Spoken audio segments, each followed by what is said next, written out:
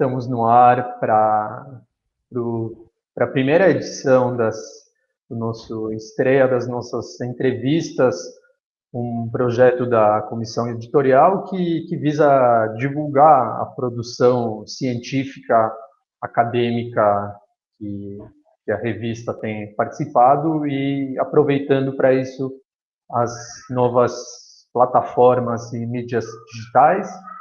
Eu sou o Matan, eu sou aluno da programa de pós-graduação da Unifesp e membro da comissão editorial, e eu tenho o prazer de ter aqui comigo hoje o professor Jaime Rodrigues e o colega Jonathan Cruz Moreira, que vão conversar sobre um livro, o Dicionário Histórico de Ruas de Guarulhos, organizado pelo professor Jaime. Vou fazer uma breve apresentação dos participantes hoje e depois vou passar a palavra para o Jonathan conduzir essa entrevista. O professor Jaime é professor de História do Brasil e do Programa de Pós-Graduação em História da Unifesp, colaborador da Universidade de La Plata e do Centro de Estudos Africanos da Universidade do Porto. É doutor e mestre em História Social pela Universidade Estadual de Campinas, a Unicamp, com pós-doutorado na Faculdade de Saúde Pública da Universidade de São Paulo e da Faculdade de Letras da Universidade do Porto. Trabalha com temas como escravidão e tráfico de escravos, história marítima, história da alimentação, patrimônio histórico e com a organização de acervos e saúde pública. Trabalhou também no Departamento do Patrimônio Histórico da Secretaria Municipal de Cultura, publicou obras como No Mar e em Terra, Alimentação, Vida Material e Privacidade, De Costa a Costa, O Infame Comércio, e o livro que vamos tratar hoje, o Dicionário Histórico dos Nomes das Ruas de Guarulhos. É também autor de livros didáticos para o ensino fundamental. O professor Jaime, que é o organizador do livro, vai ser entrevistado pelo Jonathan, que é mestre pela Unifesp, com dissertação cujo título Multitudo Furialis, Mobilização Coletiva na Rua Matar Republicano, perdão meu latim. Trabalha na área de História Antiga, com temáticas como História Política e Social Romana, Cultura Popular, Memória e Mobilizações Coletivas na Antiguidade Romana. Realizou cursos de formação em instituições como a Yale e a Universidade de Arizona dos Estados Unidos e a Uniroma, com temas de arquitetura e arte romana.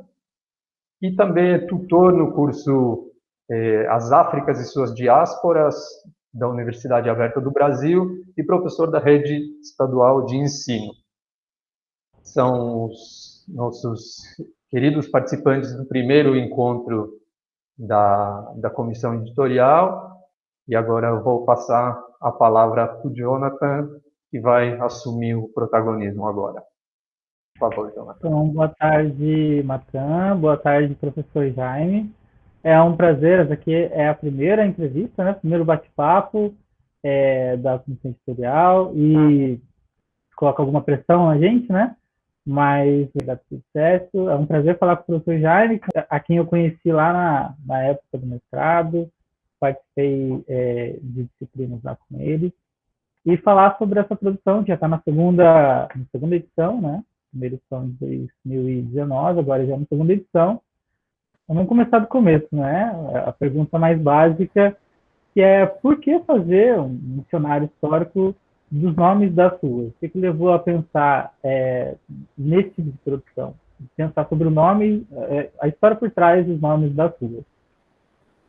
Então, boa tarde a todos. Obrigado, Matan, pela apresentação. Obrigado, Jonathan, por topar levar esse papo adiante. Eu estou muito feliz também de estrear aqui. Espero que dê tudo certo.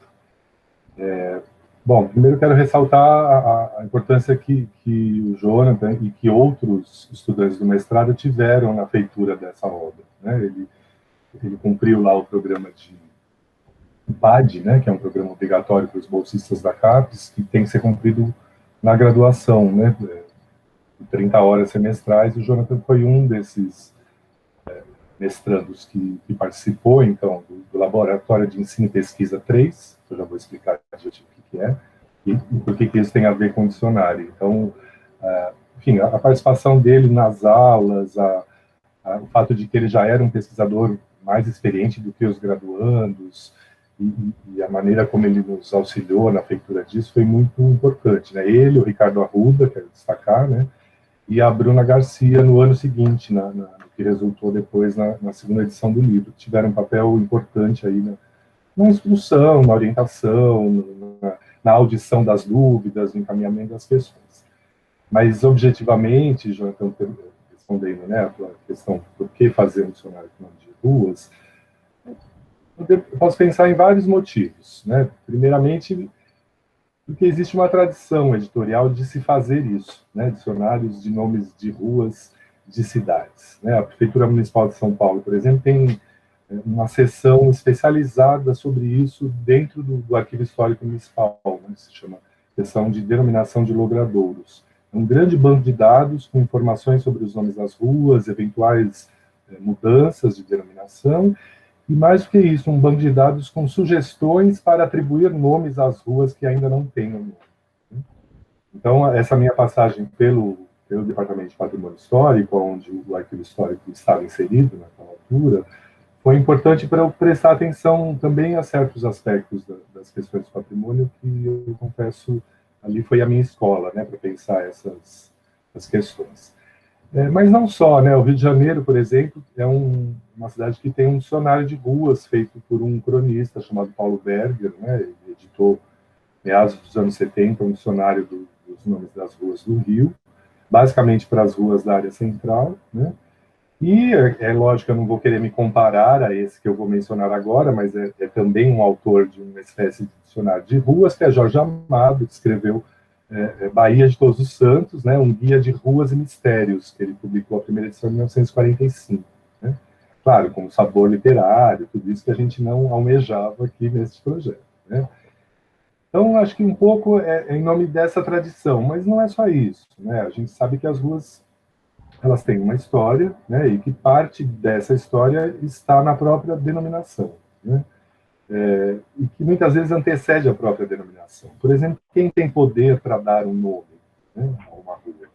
Essa é uma atitude adâmica, vamos dizer assim, né, que o ser humano tem de dar nome às coisas, né, de batizar as coisas. Mas ela é também uma demonstração de poder, né, de poder político, principalmente. Né?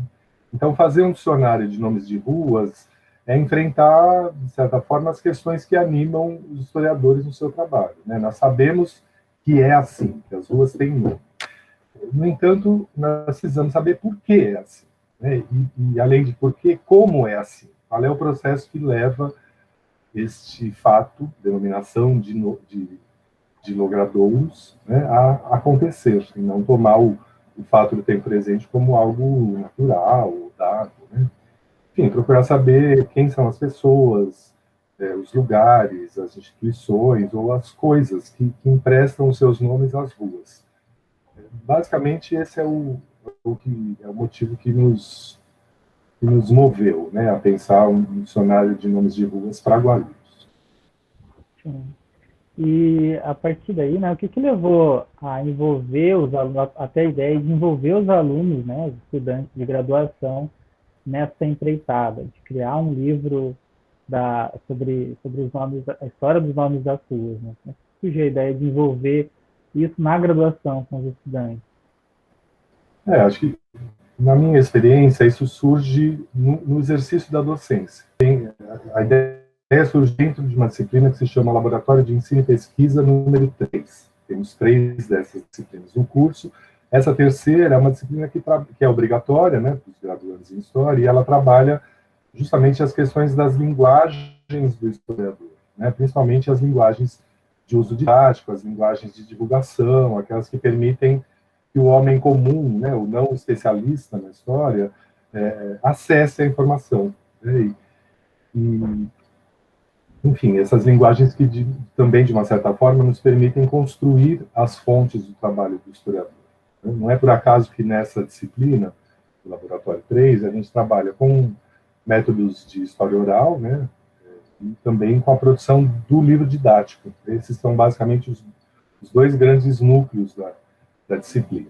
Né? E faz anos que eu ministro essa disciplina na graduação em História da Unifesp, e eu já tinha pensado, melhor, executado outras experiências de avaliação dos estudantes diante dessa questão do uso das diferentes linguagens. Né? Eu já tinha feito exercícios de análise do livro didático, ou então a construção de roteiros de visitação a áreas da cidade para serem conduzidos pelos estudantes, levando públicos de não especialistas, né, públicos leigos, de aspas, né, na história, mas não desinteressados das questões do passado.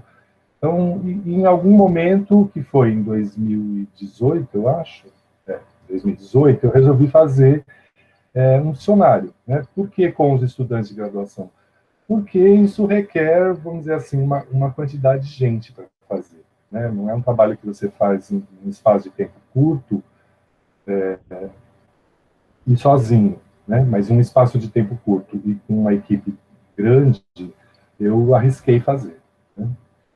Então, resolvi experimentar essa questão da linguagem de divulgação científica num dicionário de nomes de ruas. Né? Então, basicamente, a decisão de incorporar os alunos foi, primeiramente, pensando na formação deles como historiadores e como professores, né, que vão ter que experimentar diferentes linguagens na produção e na difusão do conhecimento, e acho que já falei, né, em seguida, a ideia de que envolver os estudantes era uma necessidade, né, em razão do volume de trabalho. A gente não faz algo desse tamanho e no tempo em que ele foi feito, né, que são, a rigor, 2 anos, mas não 2 anos, né, um semestre dentro de cada ano.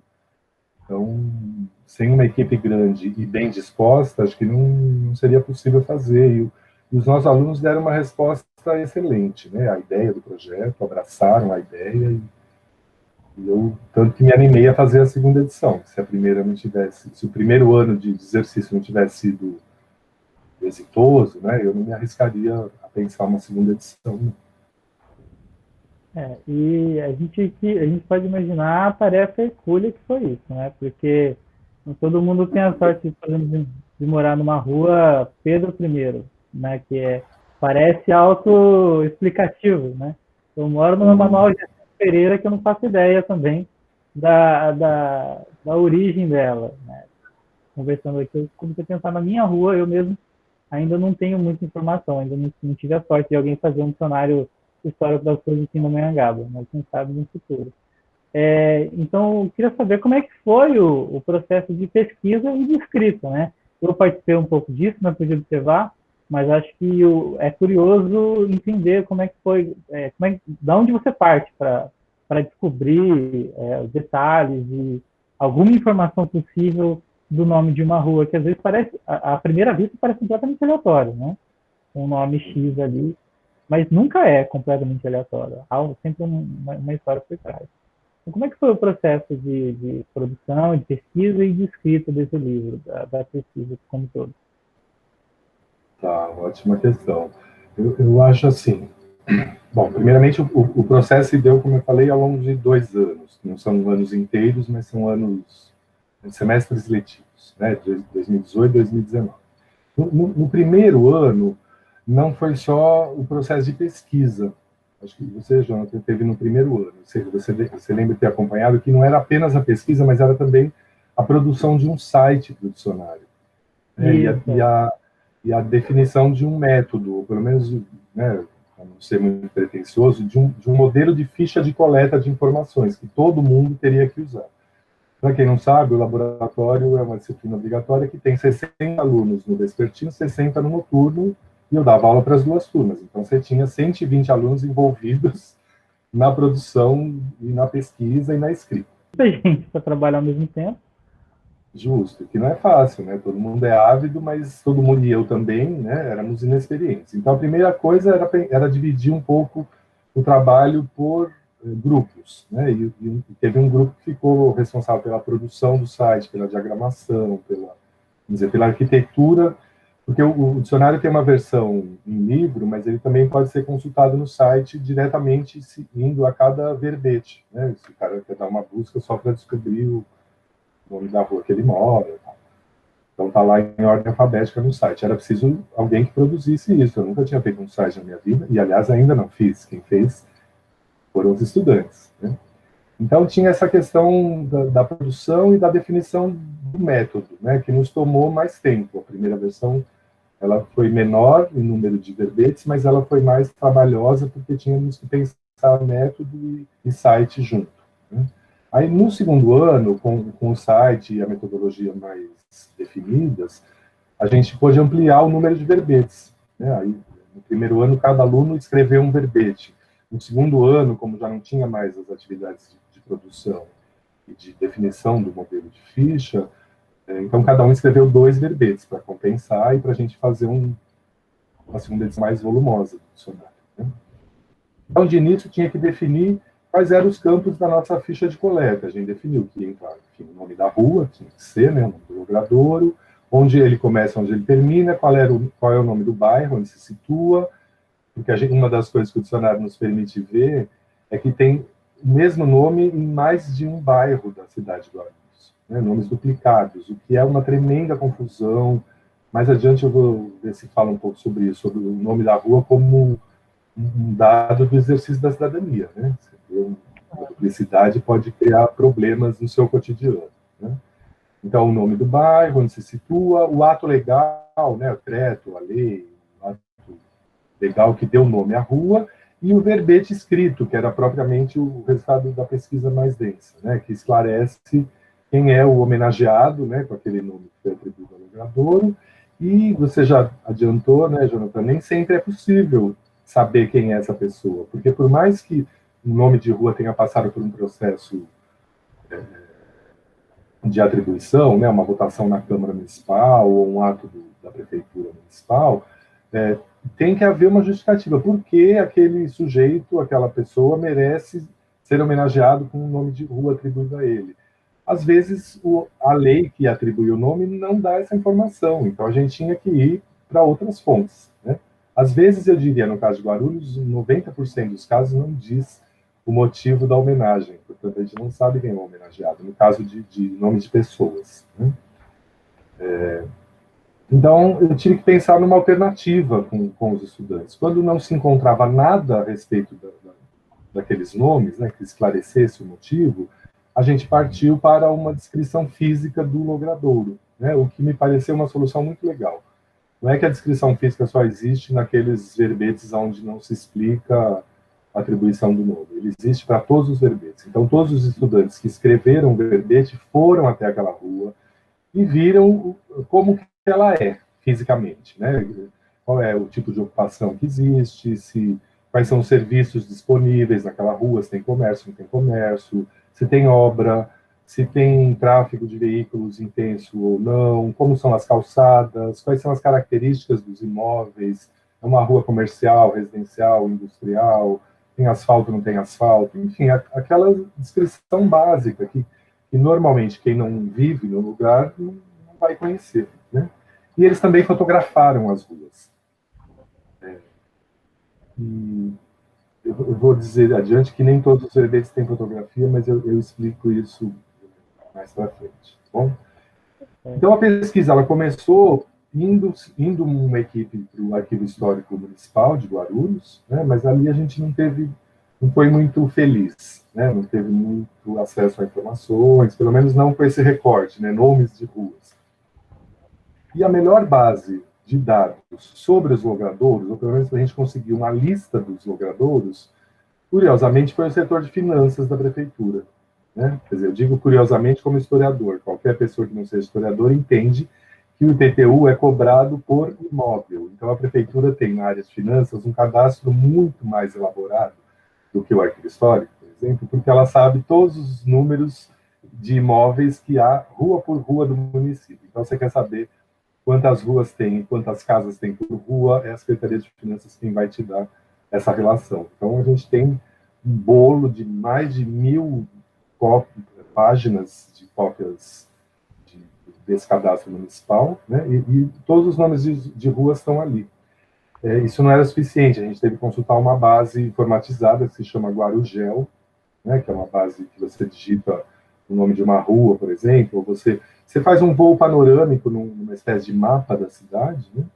Virtual, e você vê a delimitação dos distritos, né? Dos bairros do município, e a gente, então, retirava de cada distrito todos os nomes de rua, checava com a lista da Secretaria de Finanças e designava, vamos fazer esta parte da cidade nesse momento, então vamos listar aqui todos os nomes de ruas que pertencem a esse bairro e vamos começar a pesquisa, ou descobrindo o motivo da denominação e da homenagem, ou fazendo uma descrição física de cada um dos logradores. Né? E aí, enfim, aí fomos para pesquisas em enciclopédias, em sites confiáveis na internet, como, por exemplo, o IBGE, que tem uma enciclopédia dos municípios brasileiros online, né? E nomes de cidades, por exemplo, também são muito comuns, assim como nomes de acidentes geográficos, rios, montanhas, países, coisas que valham, né? São muito utilizadas na denominação de logradouros.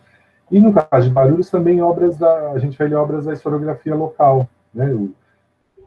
Tem vários grupos aí de historiadores em Guarulhos que escrevem, sobretudo, sobre os bairros, né? Não sobre as ruas exatamente, mas sobre os bairros, já nos dava alguma pista sobre a época da ocupação, daquela parte do território, enfim. Para a produção dos verbetes, esse tipo de pesquisa, vamos dizer, em enciclopédias, em sites, nos pareceu o suficiente, porque o verbete também não podia ser muito extenso. Nenhum verbete do dicionário tem uma extensão maior do que uma página, né? Isso também foi um critério que a gente adotou. Podia ser a estrada Juscelino Kubitschek de Oliveira, por exemplo, era um logrador muito fácil de fazer, né? Porque Juscelino é uma figura muito conhecida. Então, escrever um vasto verbete sobre Juscelino Kubitschek seria ótimo, mas a gente estabeleceu como critério que Juscelino não merecia um verbete maior do que o Zé das Couves, que dá nome a uma ruazinha secundária sem asfalto no bairro dos Pimentas, né? A gente resolveu dar um tratamento, vamos dizer, igualitário para todos os logradores, né?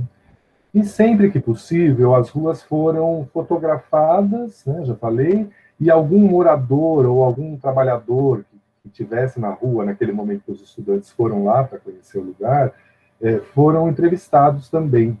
Não uma longa entrevista, mas eles já tinham feito o módulo de história oral dessa disciplina e eles gravaram um depoimento rápido. Assim, qual é a sua impressão sobre esse logrador? Então, se você é um morador, o que você diria sobre a experiência de ser morador de uma rua como essa, né?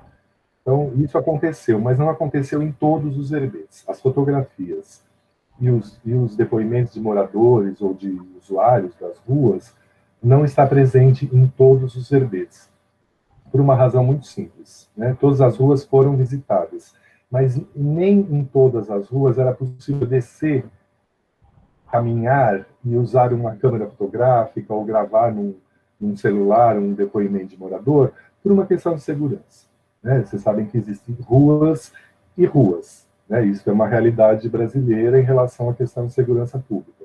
Então, a orientação era, quando os estudantes se sentissem inseguros, né? Porque na sua percepção aquele lugar oferecia algum tipo de risco para a sua segurança, se eles sacassem um celular ou se eles sacassem uma câmera fotográfica, então a gente não faria isso. Só faria uma descrição, ele anotava num papel e depois usava essas anotações para a produção do verbete. Tá? Então, quem for consultar o dicionário vai poder perceber que alguns verbetes não têm fotografias ou então não tem depoimentos de morador, e a razão é essa, né? Uma razão de preservação de quem estava lá na pesquisa de campo, vamos chamar assim. Você já falou que eram duas turmas, né, de mais ou menos 60 alunos, 120 alunos, dois turnos, uma série de atividades, de tarefas diferentes. E eu queria saber como é que isso repercutiu entre os alunos, né? Porque uma coisa que eu pude perceber na Unifesp, tem muitos alunos que são moradores da região, né? É uma universidade que recebe muitos moradores da própria cidade. E a gente de muito estudo longe, mas a grande maioria morava por ali mesmo, pelo menos na graduação. Como é que isso repercutiu entre os alunos, os trabalhos?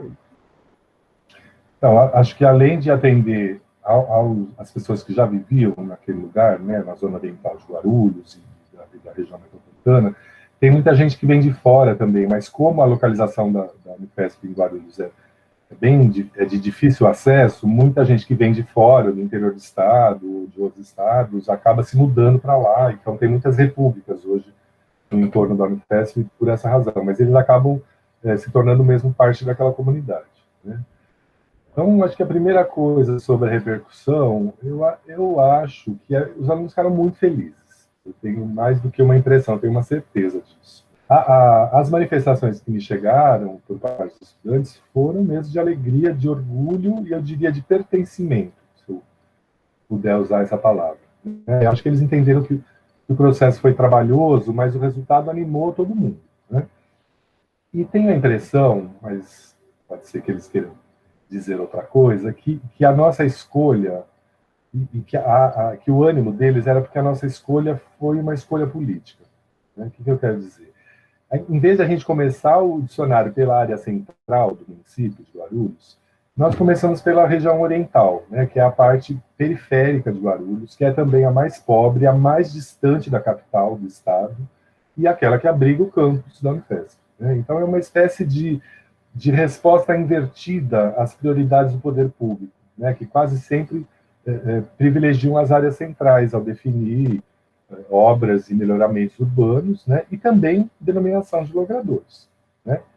Alguém já disse aqui nessa entrevista, se eu morar na rua Pedro I, não preciso explicar. Então, mas se você morar lá na rua Pedro I, você mora provavelmente numa região mais antiga e consolidada e com melhor serviço público, né, e de infraestrutura, porque, em geral, esses nomes de personalidades bacanas são usadas nas áreas mais antigas da cidade. Aquelas mais distantes, elas também usam nomes de pessoas menos conhecidas, eu não quero dizer que sejam menos importantes, né, mas elas não dizem respeito a uma memória coletiva, como, né, qualquer pessoa que não seja daquela região talvez não tenha familiaridade com aqueles nomes. Mas Pedro I, Getúlio Vargas, Princesa Isabel, todo mundo sabe quem é. Em qualquer cidade do Brasil a gente vai achar nomes de ruas batizados com o nome dessas personalidades, exceto São Paulo, que nunca deu nome de Getúlio Vargas a nenhum logradouro público, por razões óbvias. Para os historiadores, muito usados. Pois é. Tem a Fundação Getúlio Vargas, mas não tem uma rua Getúlio Vargas, nem uma avenida, nem uma praça. Se tiver, não é numa área nobre da cidade, né? MMDC deve ter. Milhões. Aqui no Butantã não só tem MMDC, como tem Martins, Miragaia, Drauzio Camargo separadamente. Isso mostra como, às vezes, os nomes logradouros falam muito sobre a história de um lugar, né? De uma cidade. Bruno Paris, aqui na minha cidade, é assim: a avenida principal chama Nossa Senhora do Bom Sucesso, que é o primeiro nome da cidade, porque é a avenida principal. Agora, a minha rua, ela recebeu um nome faz 2, 3 anos, antes não tinha nome. Então, é o nome de uma pessoa que eu não faço a mínima ideia de quem é. E acho que seria difícil descobrir também. Então, é diferente isso. É engraçado, Jonathan, não tem a ver com a repercussão entre os estudantes, mas isso que você está dizendo, eu estou me lembrando de que aqui, eu moro em São Paulo, capital, né? Eu moro em Pinheiros. Tem várias ruas aqui no bairro que tem nomes de bandeirantes, para não ser besta, né? De paulistas que adentraram pelo sertão matando índio, né? Isso até, vamos dizer, algumas décadas atrás, não era motivo de questionamento, né? Mas uma parte, não sei de qual movimento, de qual militância, tem feito intervenções nas placas de ruas. Então, eu tenho visto, por exemplo, eu moro na rua Fradique Coutinho, que é um bandeirante. A paralela é a Morato Coelho, tem Simão Álvares, e várias transversais têm nomes de bandeirantes. Esse grupo, que eu não sei dizer quem tem feito intervenções na placa, então tem lá. Sebastião Preto, é uma travessinha da Morato Coelho. Sebastião Preto, eles põem uma tarja preta sobre a placa azul, né, com as inscrições assim: Sebastião Preto foi o líder da matança de mais de 20 mil guaranis nas missões do Guairá no ano de 1630. A rua paralela, fulano de tal, bandeirante, também conhecido por assassino de índios. Enfim, de alguma maneira está havendo um despertar para uma questão da memória coletiva que a denominação das ruas não passa batido por elas, né? Então eu fico muito animado, assim. Teodoro Sampaio, que é uma rua importante aqui do bairro, intelectual negro, da virada do século XIX para o XX, não. Pô, isso não estava escrito em lugar nenhum, né? Então eu acho que tá havendo uma tensão aí maior para isso. Né? Mas para finalizar a resposta, porque eu não gosto de fugir das questões, né, com relação à repercussão entre os estudantes, eu acho que eles ficaram, sim, orgulhosos pelo resultado do trabalho, e também, vamos dizer, para um estudante de graduação do segundo ano, não é pouca coisa ver seu nome como autor de uma obra publicada. Né? E eles, de fato, eram autores. Cada verbete tem identificação de autoria, as imagens têm a identificação da autoria. Então, para a publicação, acho que era preciso que todo mundo assinasse uma autorização permitindo a publicação, tanto do texto como das imagens. Nenhum aluno se recusou a fazer isso, então acho que esse é um bom indicador de que, sim, eles ficaram felizes, como eu fiquei muito mais. Inclusive, você já citou, né, que houve uma ampliação do projeto da primeira edição, né, em 2019, para a segunda edição. Pelo que a gente já pôde observar, além do novo prefácio, inclusive muito bom, né? Quais as novidades que a gente pode perceber da primeira edição para a segunda edição? Tanto no livro como um todo, como no processo de produção, se houve alguma diferença, se... Eu acredito que a segunda já é um aprendizado, né? Já há alguma bagagem da primeira, que é sempre uma primeira experiência. A segunda tem talvez percalços diferentes. Né? Então, quais as diferenças que a gente pode perceber da primeira edição para a segunda edição?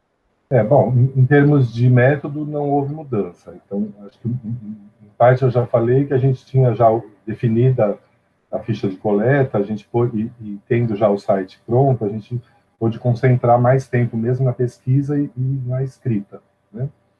Então, a primeira edição, que tinha alguma coisa como 100 verbetes, um pouco mais, 105, 106 verbetes, a gente somou a eles mais 150 verbetes na segunda edição. Então, com o mesmo número de alunos, a gente pôde fazer 50% de verbetes a mais. Então, o livro engrossou em número de páginas, em número de verbetes, né? E concentrou um pouco mais. Quer dizer, se na primeira edição, né, no primeiro ano da pesquisa, eu deixei um pouco mais solto a escolha dos verbetes, no segundo ano eu dei, vamos dizer, uma restringida, dizendo a gente precisa pelo menos fechar um distrito do município. A gente escolheu a Água Chata, porque é onde se situa o campus, e porque é também um distrito que não tem tantas ruas, que a gente, com esse número de estudantes, conseguiria fechar praticamente o distrito da Água Chata, fazendo um verbete para cada nome de rua. Então, conseguimos fechar a Água Chata e avançamos um pouco para o Pimentas e para o Bom Sucesso, que são bairros, o Pimenta, sobretudo, mais densamente ocupados. Então, tem um número infinitamente maior de ruas, vai levar bastante tempo a gente fechar isso. Então, acho que o que a segunda edição tem, obviamente, um maior número de verbetes e de páginas, e o resultado de uma decisão que vamos fechar esses distritos, né?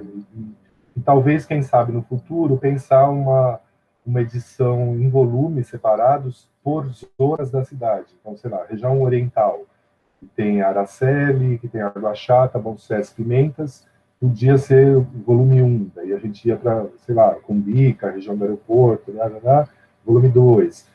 Vila Galvão, não sei o quê, as áreas mais próximas à divisa com o município de São Paulo, o volume 3, o centro da cidade, o volume 4. Não sei, essa setorização talvez aponte para um caminho futuro, porque eu tenho a impressão que hoje, na segunda edição, com 250, 270 verbetes, já é uma coisa pesada. Se você quiser baixar o livro inteiro, é um arquivo grande, sobretudo por causa das fotografias, talvez não seja viável fazer isso num volume só para o município inteiro. Acho que vai ficar uma base muito pesada para se administrar mesmo, né? Em termos de informática, estou dizendo. A quantidade de bytes vai ser muito grande. Tá? Então é isso. Quem comparar a primeira e a segunda edição vai ver que a Água Chata fechou, né, no dicionário, que a gente insistiu mais nos outros 2 distritos vizinhos, do Oriente, também de Guarulhos, e que a gente talvez esteja se encaminhando para uma setorização por volumes, mas essa é uma decisão ainda a ser tomada mais à frente. Certo. Você já deu a deixa em uma das respostas anteriores, queria voltar um pouco para isso. Queria que você falasse um pouco sobre essa relação entre indivíduo, espaço e memória, né? E porque o processo de produção do trabalho deve ser levado a esse contato, né? Essa reflexão, pelo menos, entre a relação que o indivíduo tem com a memória e com o espaço. Queria que você falasse um pouquinho sobre isso. É uma excelente questão. Vai demandar umas 2 horas de discussão. Tá, eu vou sintetizar aqui. Acho que a equação, Jonathan, que você propõe, indivíduo, espaço e memória, talvez ela merecesse ser ampliada. Eu, pelo menos, gostaria de botar mais um interveniente nessa equação, vamos chamar assim, que é o poder público, né? Ele é um agente importante para a gente pensar, inclusive isso que você propõe, a relação entre indivíduo, espaço e memória, né? Acho não, né? Afinal, os vereadores ou as autoridades do Poder Executivo são, de fato, as pessoas que têm o poder adâmico, né? O poder de dar nomes às coisas, aos logradouros, aos edifícios públicos, né? Às escolas, aos postos de saúde. Muitos desses indivíduos, né, vereadores, sobretudo, fazem isso com frequência, né? Projetos de lei para atribuir nomes às ruas. E depois, em momentos seguintes de campanha eleitoral, eles vão ao lugar onde vivem as pessoas que costumam votar nele. Esses candidatos dizem, tive muitos projetos aprovados na Câmara. Bom, a maior parte deles foi de denominação de logradouros, mas isso não é dito dessa maneira, né? Não estou me referindo a Guarulhos especificamente. Em todas as cidades é assim, né? Nas grandes, nas pequenas, em todas elas, né? Não é uma característica peculiar de Guarulhos, né? Quanto aos demais sujeitos, eu vou tentar simplificar, né? Não vou entrar aqui numa discussão sobre lugares da memória, Pierre Nora, eu já menciono isso no prefácio, eu acho que não vou dar spoiler do que eu penso a respeito disso, mas já falei um pouco sobre o impacto que essa questão do nome das ruas tem tido em certas ações militantes, em certas discussões a respeito dos sentidos da memória, né? Eu acho que, assim, quanto aos demais sujeitos, os indivíduos em particular, todos os indivíduos têm direito a uma moradia. Isso está na Constituição, embora a gente saiba que a Constituição não está valendo grande coisa nesse governo, mas todos eles têm um direito à moradia, né, e acesso aos serviços básicos, como, por exemplo, entre os serviços básicos relacionados ao nome das ruas, eu vou mencionar entrega de correspondência, compra de gás, né, o caminhão do gás que passa, ele precisa poder transitar pela sua rua, direitos de consumidor, né, aqueles que brasileiros gostam muito de ter e estão muito apegados a ele, né, como entrega de compras feitas pela internet. Se você não tem um endereço, se essa rua não tem nome, você não consegue exercer este direito básico, né? Então, eu acho que sem um endereço, né, um nome de rua ou um número de imóvel, esses direitos não podem ser plenamente exercidos, né, pelos cidadãos. Então, todos os indivíduos têm uma relação cotidiana com o seu endereço, ainda que isso não seja sempre um objeto de reflexão e de memória, né? Mas existem outras conexões possíveis, né? Por exemplo, todo mundo nasceu em algum lugar, ou em casa, ou com uma parteira, ou na maternidade, mesmo que o sujeito não saiba nada sobre o seu passado.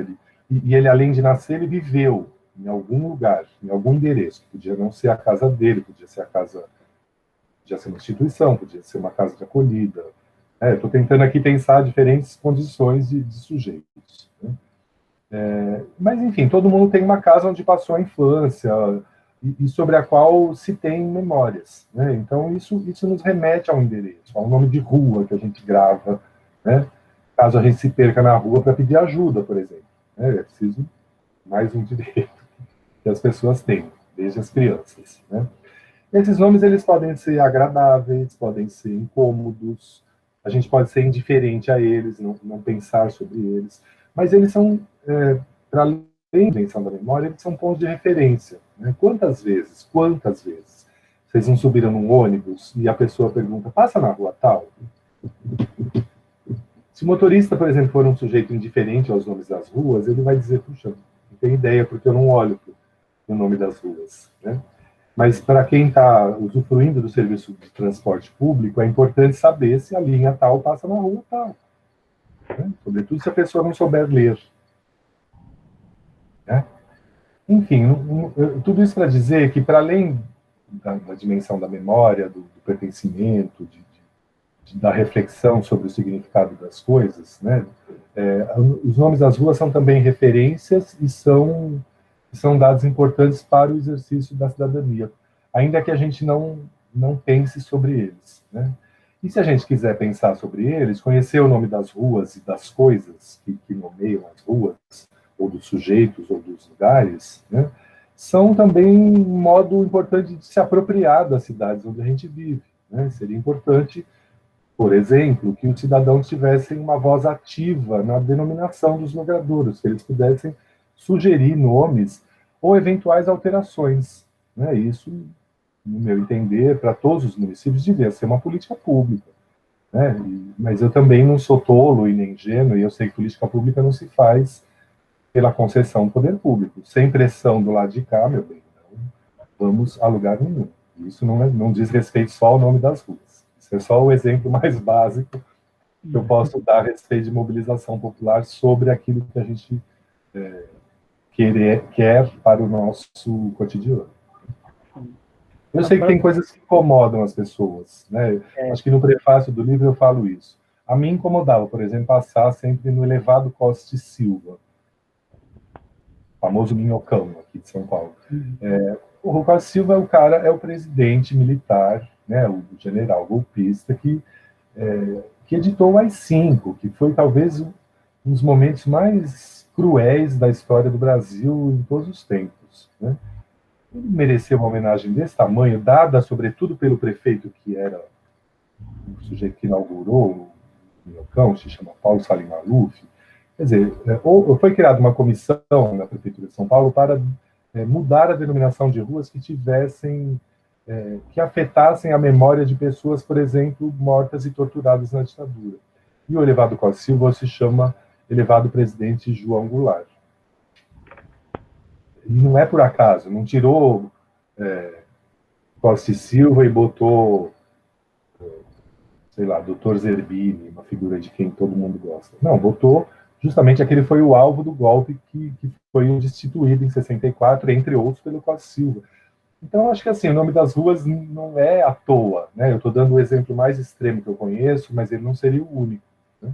Assim como também não é agradável para certas pessoas em Guarulhos, por exemplo, não vou dizer qual é o verbete, mas tem uma rua que foi denominada com o nome de uma jovem, uma menina de 15 anos, sei lá, uma adolescente, que foi assassinada na sua casa a tiros depois de uma tentativa de estupro ou de algum tipo de agressão bastante absurda.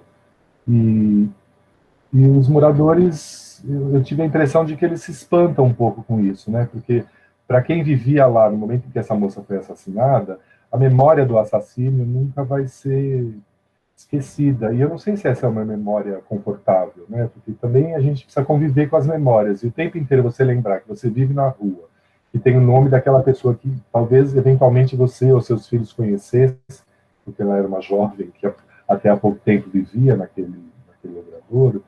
Eu, sinceramente, eu não sei se isso é motivo suficiente para uma pessoa receber essa homenagem. Pode ser que os familiares tenham ficado satisfeitos, mas eu acho que houve um incômodo.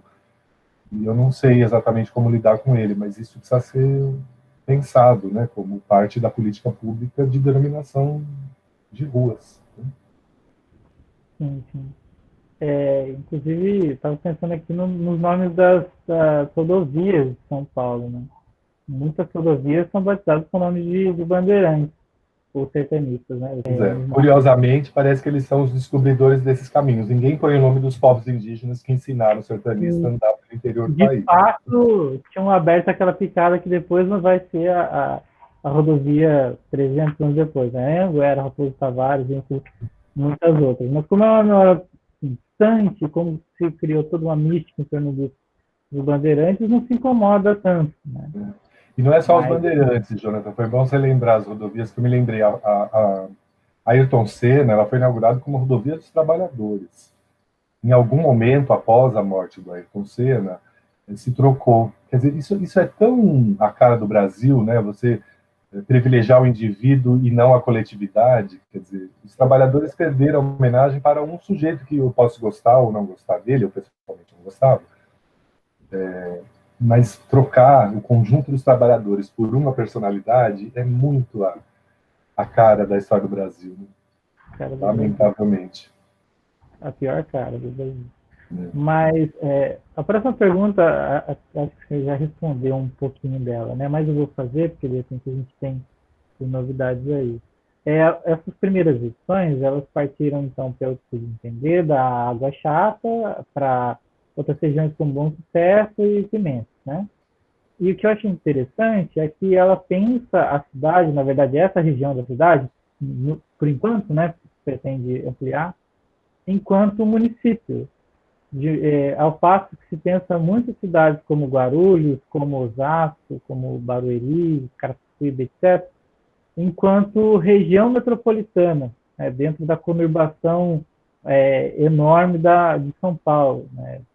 São Paulo se impõe ali como uma massa urbana gigantesca e tudo que se pensa das regiões em torno de São Paulo se pensa na órbita da metrópole.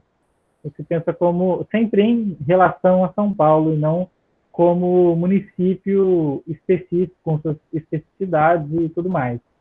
E me parece que o trabalho focou muito mais nos logradouros e nas pessoas que moram nesses logradouros enquanto munícipes da cidade de Guarulhos, mais especificamente daquela região da cidade de Guarulhos. Então, eu queria que você falasse um pouco sobre essa escolha, né? Como você falou, foi uma escolha política. Né? A escolha de estudar essa região de Guarulhos não como parte, uma apêndice de São Paulo, mas como um município em si. Justo.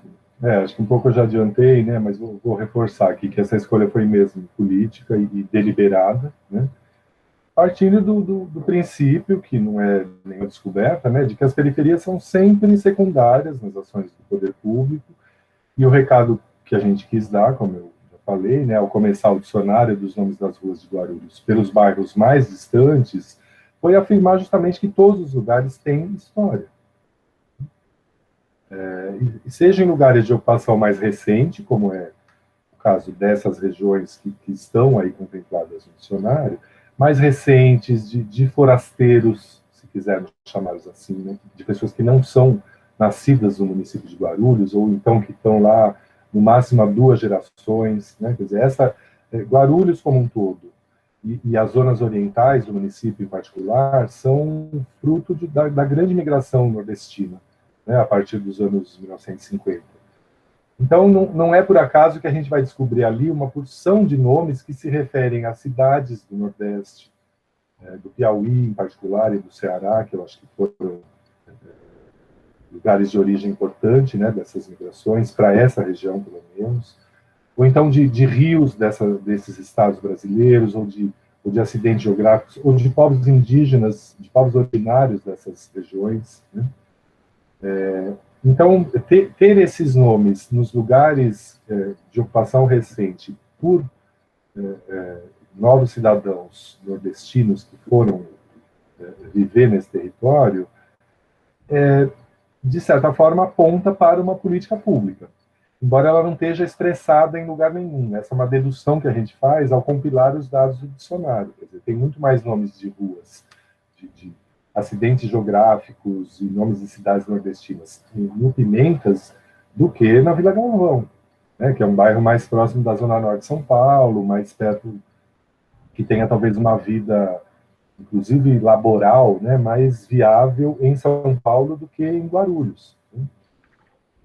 Então, assim, há história onde há pessoas, e nessas regiões há muitas pessoas, né, trata-se da região mais populosa do município, e eu não sou daqueles que acham que a antiguidade é o que dá crédito para uma história, né? Uma história de uma ocupação mais recente e com um grupo bastante volumoso de pessoas, né, de uma mesma origem, é uma história muito interessante, né? Eu não posso deixar de ressaltar aqui o esforço que vem sendo feito para o enraizamento da Unifesp nessa região, entre eles, por exemplo, um estudo que a professora Edilene Toledo fez sobre a industrialização de Guarulhos ao longo do século XX e as suas diferentes fases, né, o que inclui evidentemente, o reconhecimento de que foram trabalhadores nordestinos que vieram fazer a industrialização de São Paulo, né? Paulista adora tem um orgulho de ser a locomotiva do país, o estado mais industrial, mais isso, mais aquilo. Querido, quem construiu isso aqui foram primeiro escravizados africanos, depois imigrantes nordestinos e mineiros, né? Então, menos.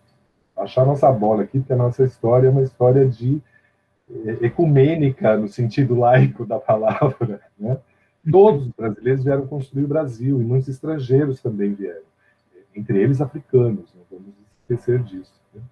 E eu acho que essas regiões, elas têm traços disso, né? Traços não só na questão da ocupação do espaço público, mas nas histórias que as pessoas trazem dos seus lugares de origem, né? Enfim, a gente então optou por começar pelas bordas, né? Diferentemente do que outros dicionários fizeram, porque lidaram com outras concepções. Veja, não estou fazendo aqui a crítica também dos outros que já existem, né? Tinham as concepções, era um outro tempo, outros parâmetros. Eu não estou dizendo que a gente fez melhor ou pior, estou dizendo que a gente fez diferente e que a nossa escolha foi consciente, né? A história é isso, ela está em todo lugar. Onde há gente, há história. A gente escolheu o lugar que tinha mais gente para começar a nossa história. Certo. E falando dessas pessoas, eu queria saber também se é possível perceber, ou com o livro acabado, ou até no processo de produção do livro, porque foi feito muito à base de entrevistas, né, com moradores, etc. Como foi a recepção, a participação da comunidade em torno do livro, né? Se dá para aprender ou da recepção do livro ou da participação da comunidade do livro, no livro, como é que foi a percepção dessa comunidade na produção desse trabalho? Eu queria muito ter uma resposta boa para essa tua questão, mas eu acho que essa é justamente a parte mais frágil do nosso projeto, né? E que talvez a gente deva se empenhar mais. Teve uma participação de pessoas que deram seus depoimentos e tal, mas a divulgação do resultado, né, do dicionário como obra ou como site na internet e tal, ainda é muito tímida, eu diria, né? É um aspecto pouco trabalhado no nosso projeto. Embora as pessoas tenham dado seus depoimentos, a gente não teve um indicador da repercussão da obra sobre os munícipes, né? Porque o nosso plano falhou. Quer dizer, o plano agora, mas ele já era para ter acontecido no passado, era não só ampliar o número de verbetes no dicionário, mas ampliar também a parceria na feitura dele. Quer dizer, qual era a ideia? Era ter parcerias com as escolas, tanto com os estudantes quanto com os professores, para que eles fossem nossos parceiros na feitura da obra, né? Eles podiam ser excelentes informantes, inclusive apontando erros em verbetes que já estão editados, né? E também nos ajudando com a escrita de novos verbetes, desde que eles se apropriassem da metodologia, né, do inventário, para ampliá-lo, e uma vez também se apropriando dessa metodologia, eles pudessem construir outros tipos de inventários, né, de bens móveis e imóveis, de arquivos, do que tem na escola, né, fazer um exercício de inventariar coisas, como um exercício de memória, né? O que eles quisessem fazer, né? Eu vejo que essa é a forma de ampliar a repercussão, que eu acredito ainda não seja grande, né? A prefeitura, por exemplo, nunca se interessou em nos procurar, e ela já sabe que o dicionário está no ar, porque já faz 2 anos que ele está no ar. Então, eu não queria apoio financeiro, patrocínio. Se eles me derem, eu quero, mas eu nunca fui pedir isso, eles também nunca ofereceram, e acho que não é disso que se trata, né? Mas dar algum tipo de notícia, ou ajudar a divulgar na rede municipal de ensino, por exemplo, nunca houve essa iniciativa. Então, eu acho que a terceira edição do dicionário, que ela vai existir, ela talvez me traga mais respostas para a pergunta que você me fez agora, desde que a gente consiga chegar junto das escolas, levando a segunda edição, falando sobre o processo, a metodologia e tal, e trazendo os professores e estudantes para o nosso lado como parceiros, para que a gente possa ampliar, e para que a gente possa, por exemplo, essa conversa que a gente está tendo aqui, para que ela possa acontecer também nas escolas, né, tendo o dicionário como o instrumento ou o recurso para estimular essa discussão sobre memória, por exemplo. A próxima pergunta é justamente isso. Quais os planos para terceira edição? Se há planos já para terceira edição? Quais as ideias de ampliação do projeto? Então parte eu já respondi, né? Há plano sim para periodicamente fazer novas edições. Eu não sei se anualmente, né? Eu não sei esse ano como é que vai ser, se a gente consegue fazer isso que eu estou dizendo, né? Ir às escolas, ou se a gente mesmo vai ter aula presencial no Unifesp, ainda depende da vacina, né? Mas sim, o plano é que a gente faça novas edições. E as novidades vai ser, então, fechar as pesquisas por distritos ou bairros inteiros, né? Já falei isso também, eventualmente separando a obra em volumes distintos, né? Embora isso talvez demore um pouco.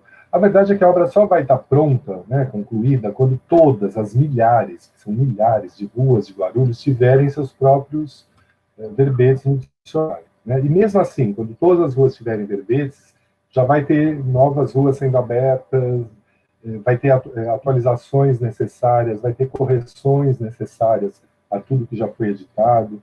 Então, acho que vai levar muitos anos para a gente dizer essa obra está concluída. Ela é um work in progress, nós temos muito a fazer ainda, muitos anos de trabalho. Mas certamente, no próximo ano, ou 2022, haverá uma terceira edição ampliada. Legal. Então, só para fechar, né, já agradecendo ao professor Jaime, Matan, uma última pergunta que também a gente já acabou passando um pouquinho sobre ela em alguns aspectos, mas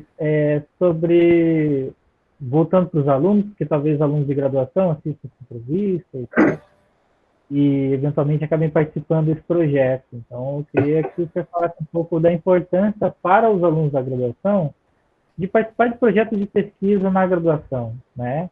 Aliás, projeto de pesquisa que envolve história oral, envolve pesquisa documental, envolve uma série de tipologias documentais e de metodologias que são importantes depois para o desenvolvimento das próprias pesquisas. Então, eu queria que você falasse um pouco da importância disso para o aluno da graduação.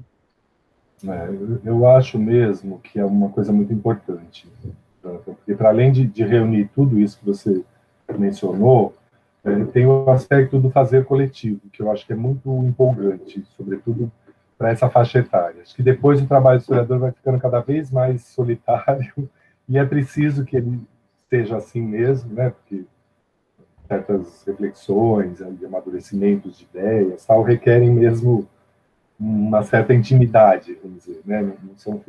mas também projetos coletivos são muito animadores, né? Então eu avalio de uma forma muito positiva, né? Eu já disse que fazer o dicionário é, antes de mais nada, construir uma metodologia de inventário, e essa metodologia ela pode ser adaptada para outras finalidades, né? Por isso os nossos estudantes, quando forem professores, eles vão ter um recurso e um domínio do método que me parece que é importante para eles planejarem seus cursos, por exemplo, e as suas formas de atuação nas escolas onde eles vierem a trabalhar, ou nas instituições de memória e de patrimônio histórico, por exemplo, que é um outro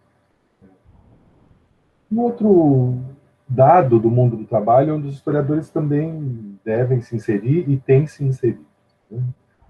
Isso é o mais amplo, eu diria, né, da importância do dicionário para a formação dos estudantes. Mas, quanto ao dicionário em si, ele é, ao mesmo tempo, na minha cabeça, uma obra de historiador e é também uma fonte.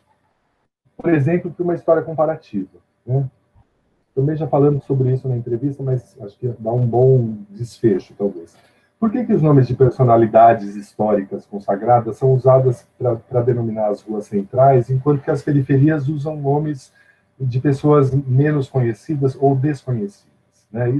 Isso estabelece alguma hierarquia entre as ruas e os bairros? Né? A descrição física que os verbetes também trazem, as fotografias das ruas também ajudam a gente a verificar a ação do poder público ou o abandono do poder público na questão da infraestrutura urbana? Acho que sim, sobretudo quando o dicionário ainda tiver um volume maior e que você possa estabelecer comparações. Né? Quando toda a cidade estiver abrangida no dicionário, o que a gente vai poder dizer sobre os serviços públicos nas áreas centrais comparadas às áreas periféricas, né? Acho que o dicionário é um valioso instrumento e também um valioso documento para a gente estabelecer essas comparações. Por isso, eu também acho que é relevante aí na questão. O próprio dicionário acaba se tornando fonte para outras pesquisas, né? Justo, né? Mas seria bom talvez ele se adensar um pouco mais em termos de volume, mas acho que o caminho é esse. Né? Então, obrigado, professor Jaime, foi um prazer falar com o senhor. Matan, passo a palavra agora para o Matan, para concluir aí nossa conversa. Muito bom, muito legal, foi uma excelente estreia. Eu gostaria de agradecer aos dois pelo bate-papo e pela obra. Eu acho que ela tem um dos seus méritos é que ela revela o poder da história, da historiografia, de desbanalizar o cotidiano. O professor falou muito, o Jonathan tocou nisso, de que tudo tem história. Onde a gente, a história e esse esforço coletivo que vem desde a graduação, envolve em todos os níveis de revelar essa atuação, esses mecanismos de poder, de dominação e essas dinâmicas.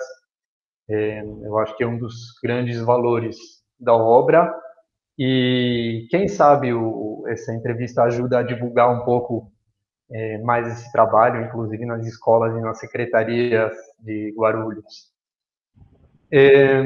Então a gente encerra aqui a primeira entrevista do nosso canal. Queria desculpar pelo diletantismo estético e técnico do canal, faz parte do amadorismo nessa esfera, e convidar todo mundo a conhecer publicações da comissão editorial e do departamento e acompanhar as próximas conversas, bate-papos, eventos, publicações que vamos ter. Muito obrigado para o professor Jaime, muito obrigado, Jonathan, pela condução desse bate-papo, e obrigado, até a próxima.